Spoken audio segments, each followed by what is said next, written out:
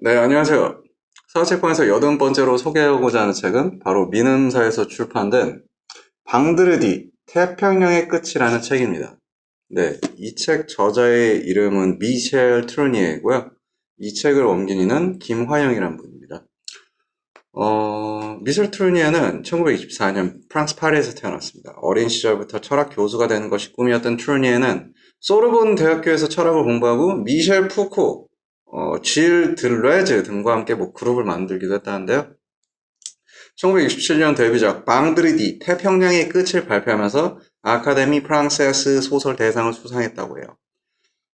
자, 여러분, 로빈슨 크루소라는 소설 혹시 아실 거라고 짐작할게요. 저는 제가 10대, 초등학생 때 무슨 명작 이런 걸로 읽었던 것 같은데, 로빈슨 크루소의 저자의 이름이 다니엘 디포거든요.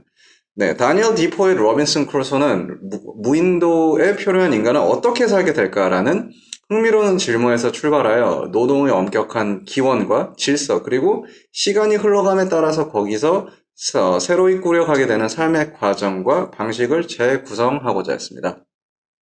미셸 트루니에의 경우도 그와 비슷해요. 그러나 그의 관심은 기원과 과거 쪽보다는 미래와 결말 쪽에 있다는 점이 근본적으로 다릅니다. 이리하여 디포의 소설이 순전히 회고적, 즉 지나간 시간을 돌이켜 생각하고 손에 닿는 수단들을 동원하여 과거의 잃어버린 문명을 복원하는 과정을 그리는 데 그치고 있다면 트루니의 소설은 미래를 향한 창의적이고 그리고 기획적이라고 할 수 있습니다. 그래서 미래를 좀 기획하고 창의적으로 뭔가 그런 시각을 견지한다는 뜻이겠죠.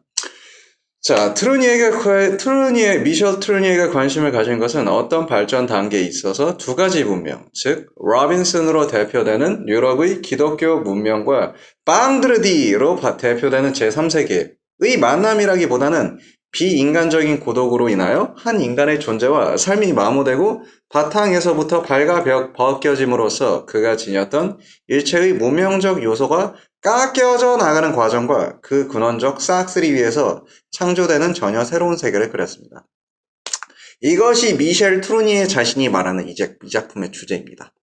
방드르디는 진정한 정신적 모험의 안내자이며 그 새로운 인간의 탄생을 유도하는 산타이기 때문에 소설의 제목에 등장하는 것입니다.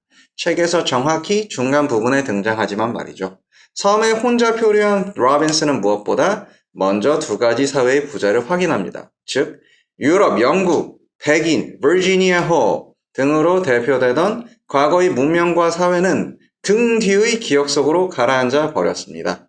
미셸 트루니에 자신이 지적했듯이 디퍼의 소설은 로빈슨의 섬 생활의 두 가지 국면과 일치하는 두 부분으로 나뉘어 있어요. 고도에 혼자 버려진 로빈슨이 애가 타자,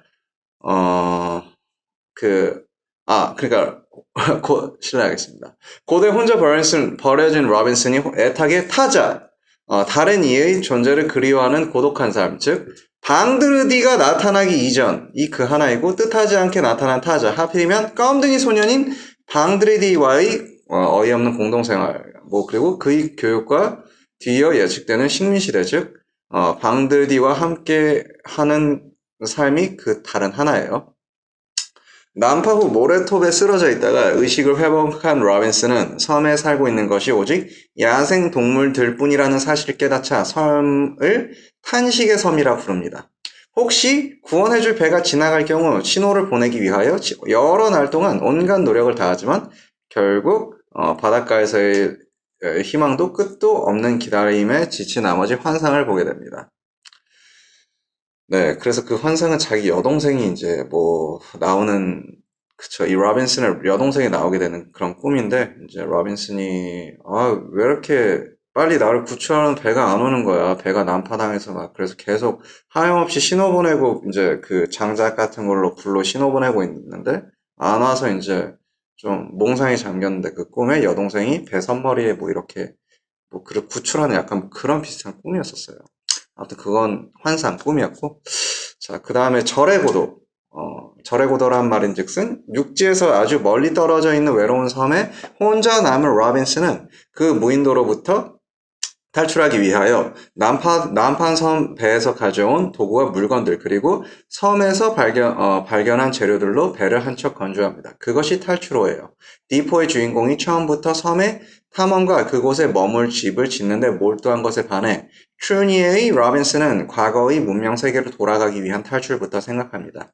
그러나 혼자 힘으로 그 큰 배를 바다 물속에까지 옮기는 것이 불가능함을 깨닫고 그는 절망에 빠집니다. 그 결과 로빈슨은 유아기로의 퇴행적 유혹과 짐승 같은 상태로의 회귀 현상을 보이게 되어요. 절망한 나머지 그는 모기떼와 멧돼지들이 사는 진흙과 물렁물렁한 배설물의 늪인 진창 속에 몸을 맡긴 채 그 속에서 하루 종일을 보내곤 합니다.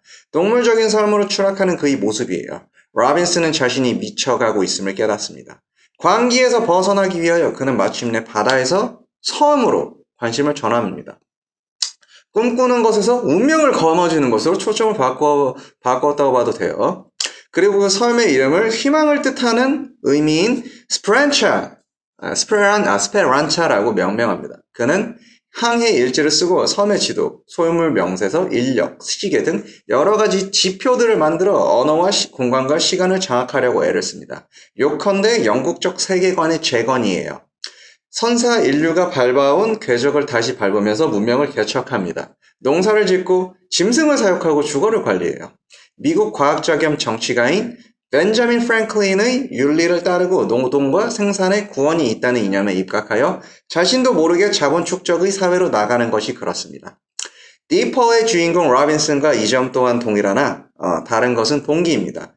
디퍼의 로빈슨 크루소는 모범적 청교도로서 그렇게 하지만 트루니의 로빈슨 크루소는 관계에 빠져들지 않기 위하여 그렇게 합니다. 그러나 건축, 조직, 입법, 군사 등 다방면에 걸친 활동에도 불구하고 로빈슨은 비인간화 되어 간다는 느낌을 떨쳐버릴 수 없어요.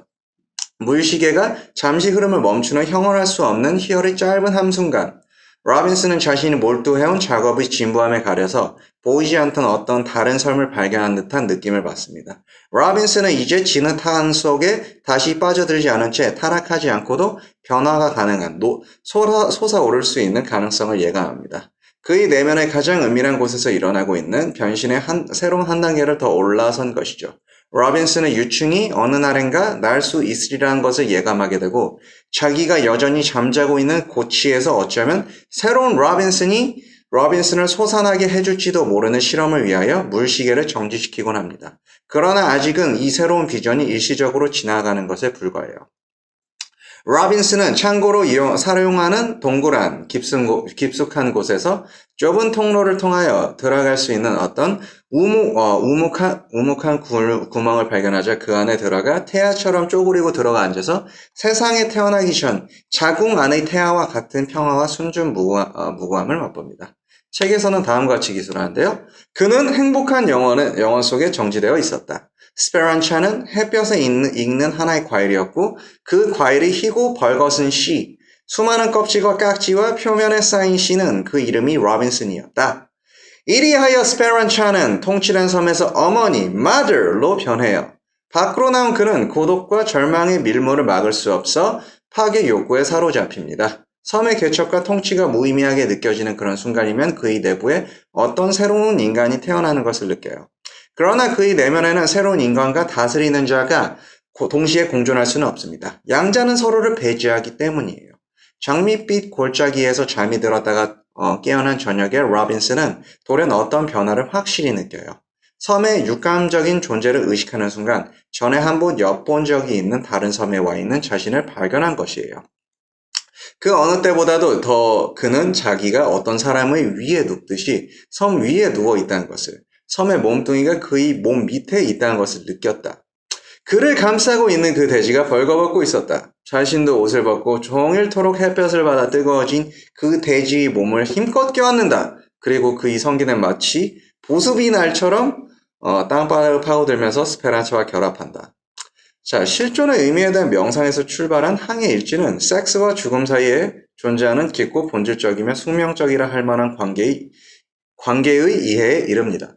총독으로서의 모든 기획과 비교도 할 수 없을 정도로 훨씬 깊은 의미에서 그의 아내라 불러 마땅한 그 삶을 인간화한 것이에요.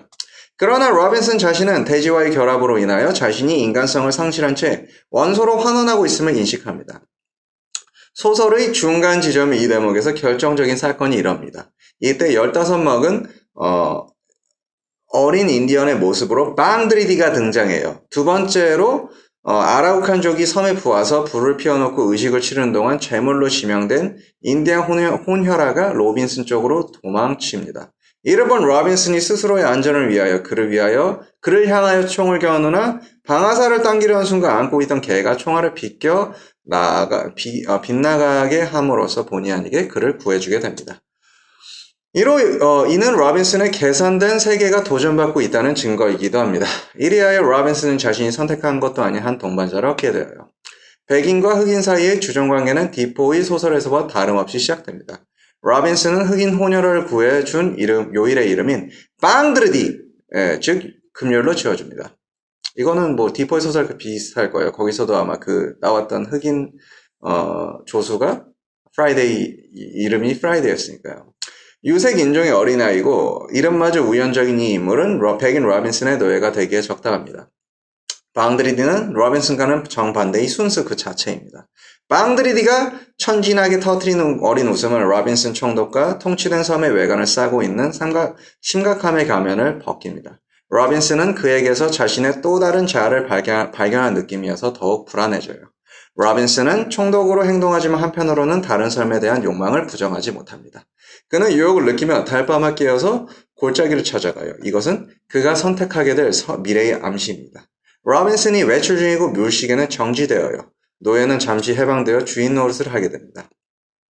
방드리드는 기상천외의 엉뚱한 짓을 하고 로빈슨의 기존 질서를 순진하게 전복시킵니다.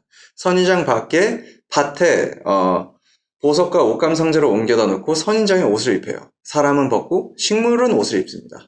로빈슨의 시각에서 보면 질서를 벗어난 방드리디의 생활, 그의 비밀스러운 세계, 가지와 뿌리가 거꾸로 된 식물 인간으로 둔갑한 방드리디, 이런 모든 것이 복잡한 불안감을 자아내는 일이에요.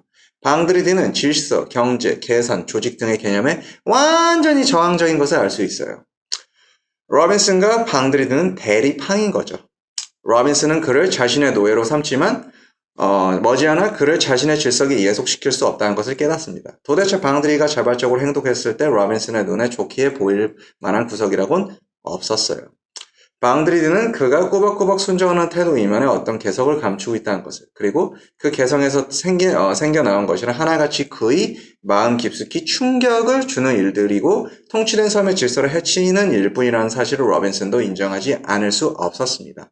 방드리드의 출현, 그리고 전혀 본질이 다른 그의 존재 방식은 지금까지 건설해놓은 모든 문화적 질서의 붕괴를 의미합니다. 방드리드는 주인이 없을 때면 파이프를 가지고 굴 속에 편안히 누워서 몰래 담배를 피우곤 해요. 파이프는 남성 혹은 권력의 상징이에요. 따라서 그는 금지된 남성을 주인 몰래 즐긴 것입니다. 어느 날 외출했던 로빈슨이 갑자기 돌아오자 들킨 것을 두려워한 방드리드는 피우던 파이프를 굴 속의 폭약 상자들 위로 던지고 그로 인하여 섬 전체의 거대한 중심부가 폭발합니다. 어마어마한 폭발은 전지전능하던 로빈슨의 모든 질서와 문화를 뿌리부터 붕괴시켜요. 데니얼 디포의 로빈슨은 여기서 완전히 폭파되어 버린 것이에요. 이제 디포의 문화놀이는 끝났습니다. 여기서 트루니에의 새로운 탐구가 시작됩니다. 정신을 차렸을 때 로빈슨은 방드리디가 그의 머리를 받치고서 물을 떠먹이고 있는 것을 발견합니다. 소설 첫머리 부분 난파 직후의 상황이 다시 한번 반복되고 있어요. 그때처럼 로빈슨은 야생 파인애플로 끼니를 때웁니다. 전혀 새로운 삶이 시작된 것이에요. 수평 이동에서 수직 이동으로, 대지 세계에서 공기의 세계로, 물질에서 정신으로, 그리고 무거움에서 가벼움으로 옮아가는 질적 전환의 장이라고 볼 수 있죠. 가장 먼저 로빈슨의 겉모습이 변화를 입었어요. 그는 머리 깎는 것을 포기했습니다. 그의 머리는 날이 갈수록 형편없는 꼴로 자라서 야수의 털처럼 뒤엉켰어요. 반면 그는 폭발로 인하여 이미 피해를 입은 덥석머리의 수염을 잘라버렸습니다. 그는 아침마다 그 섬에서 흔히 볼 수 있는 가볍고 구멍이 많은 화산석에 칼날을 오랫동안 갈아서 얼굴에 난 수염을 깎았습니다. 그러자 옛날 그의 권위를 지탱하던 하는데 상당한 도움을 주던 엄숙하고 촌장 같은 모습, 하나님의 아버지 같은 면이 사라져버렸습니다. 이리하여 그는 한 세대쯤은 더 젊어졌어요. 여러 해를 두고 그는 방드르디의 스승이자 아버지였습니다. 그런데 불과 며칠 사이에 그는 그의 형제가 되어버렸습니다. 그런데 형인지 동생인지는 분명하지 않았어요. 이제부터 이 세계를 주도한 것은 로빈슨이 아니라 방드르디예요. 이와 함께 로빈슨의 본질도 탈바꿈합니다. 새로운 로빈슨이 그의 낡은 사카 속에서 꿈틀대면서 이 관리된 섬이 붕괴되는 것을 방치한 채 무책임한 선두를 따라 낯선 길로 들어가는 것에 동의하고 있었습니다. 이제 주객이 바뀌었어요. 방드르디는 아무 일도 하지 않고 재미있게 노는 것을 가르칩니다. 날아다니는 것이면 무엇이나 다 관심을 가지는 공기적 존재인 그는 활과 화살을 만들어요. 그가 주도한 세계는 비상과 가벼움의 세계입니다. 화살이 힘차게 날아가서 목표물을 정확하게 맞힌 것보다는 가능한 멀리 오랫동안 날아가도록 하는데 목적이 있다는 것을 분명히 알 수 있어요. 목표물도 잡을 짐승도 없는 활인 것이에요. 로빈슨과 방드리디 사이의 관계는 깊고 인간적인 것이 되었지만 동시에 까다로워지기도 했어요. 두 사람 사이가 전적으로 원만하기만 할 수는 없었던 것이에요. 폭발 사건이 있기 전에는 그들 사이에는 실제로 다툼 같은 것이 있을 수는 없었습니다. 로빈슨이 주인이었으니 방드리디는 그저 복종할 따름이었어요. 그러나 방드리디가 자유로운 신분이 되어 로빈슨과 동등해진 이상 이제 그들은 서로 성을 내며 다툴 수 있었습니다. 신화적인 동물 앙도아르가 등장합니다. 앙도아르는 거대 아주 굉장히 큰 숫사슴인데요. 숫염소인데요. 방드리디는 원형 경기자처럼 닫힌 공간 속에서 그 짐승과 맨손으로 결전을 벌여요. 이 장면은 이 책 1장, 이 책이 참고로 12장으로 구성되어 있어요. 예, 근데 1장에서 로빈슨이 수염소를 죽이는 장면과 싸움을 이루어요. 그러나 그때보다는 지금이 더욱 시작입니다. 수점소 앙도아르는 로빈슨의 분신이며 로빈슨을 땅에 연결시켜주는 모든 것이에요. 방드리디는 그것을 죽여 공기, 하늘, 가벼움을 상징하는 연으로 전환시켜요. 괴물이 정신적인 것, 가벼운 것, 날아오는 것으로 탈바꿈합니다. 거대한 수점소 앙도아르와 방드리디의 피나는 사투 그리고 죽은 짐승의 뼈와 가죽으로 방드리디가 보여주는 신기한 유희. 죽은 짐승 앙도아르는 바람과 태양이라는 원소의 세계로 환원되었어요. 그런데 상징적인 의미에서 볼 때 방드리디가 죽인 것은 바로 로빈슨 자신이라고 볼 수 있습니다. 이제 로빈슨은 앙도아르처럼 원소의 세계로 돌아갑니다. 원시 상태로 환원된 그는 대자연의 심장부에서의 원초적 고독으로 통일됩니다. 한편 방드리디와 로빈슨의 전도된 관계는 놀이의 형태로도 나타납니다. 로빈슨의 허수아비와 방드리디의 모래상은 실물과 허상의 4인조를 이루어요. 이것은 두 사람의 쌍둥이 관계를 예고하는 것인지도 모릅니다. 두 사람의 관계는 정확히 역정되어요. 이제 방드리디가 주인이자 안내자입니다. 자, 근데 이제 4인조, 실물과 허상 4인조에 이런 거는 이제 그 실물들끼리는 좋은 거를 교환하고, 막 서로 좋은 감정을 교환하고, 서로 이런 나쁜 감정이 들 수 있잖아요. 그런 거를 이제 그 허수아비, 모래상에 이제 이야기하거나 푸는 약간 그런 상황인 거예요. 자, 이 중대한 병신의 임무를 마친 방드리디가 섬에 들르게 된 영국 국적의 화이트버드 호를 타고 떠납니다. 흰새죠? 흰새호. 로빈슨은 스페란차에 머문 지 28년이나 시간이 지났다는 사실을 화이트버드 호 선장 윌리엄 헌터로부터 건네 듣고는 오마이갓, 믿을 수 없다는 것을 느꼈어요. 로빈슨은 오랜 세월의 고독 속에서 미칠 것 같은 상태를 극복해왔습니다. 그는 이런 일련의 균형들에 이르렀어요. 그 균형 속에서 스페란차와 그 자신은, 그리고 나중에는 스페란차와 망드리디와 그 자신은 함께 살아주고 있는 총체를, 나아가서는 극도로 행복한 총체를 형성하고 있었습니다. 이제는 방드리디와 함께 시간에 도전하는 능력을 갖추었고, 또 마치 아무것도 충돌하지 않은 채 공간 속을 달리는 혜성과도 같이 긴장의 이완이나 권태를 느끼지 않은 채 무한히 자신의 궤도를 따라갈 수 있다고 느끼는 것이었습니다. 그러나 다른 인간들과의 대결은 여전히 극단적 시련임에 틀림없었지만 그 시련에서 새로운 발전이 생겨날 수도 있었습니다. 영국으로 되돌아감으로써 그가 마침내 달성했던 태양적 행복을 지키는 것뿐만 아니라 나아가서는 그 행복을 인간의 도시 속에서 보다 격이 높은 위력으로까지 이끌어 올릴 수 없으리라고 누가 장담할 수 있을까요? 로빈슨은 화이트버드호에서 선장, 부선장과 함께 식사를 했습니다. 로빈슨의 비위에 거스른 점이 있었는데요. 마음속으로 선장과 부선장 모두가 열에 들뜬 듯이 추구하는 것으로 보이는 여러 가지 목적에 어쩔 수 없는 상대적 성격이 바로 악의 바탕이라 비판하고 있었습니다. 왜냐하면 그들은 모두 목적을 추구하고 있었고 그 목적이란 어떤 획득, 어떤 부, 어떤 만족 따위였어요. 그렇지만 무엇 때문에 그 획득, 부, 만족을 추구한단 말인가요? 물론 그 어느 누구도 그에 대해 대답할 수는 없었을 것이에요. 로빈슨은 끊임없이 그 사람들 중 어느 누구도 그 어느 누구, 가령 선장과 자기의 의견상 서로 대립하는 어떤 대화를 상상해 보았습니다. 아니, 너는 뭐 타로 살고 있는 거지? 하고 그는 선장에게 물어볼 수 있을 것이에요. 헌터는 물론 뭐라고 대답해야 할지 모를 것이겠죠? 그가 빠져나가는 유일한 방법은 같은 질문을 이 고독한 인간에게 되돌려 보내는 것일 거예요.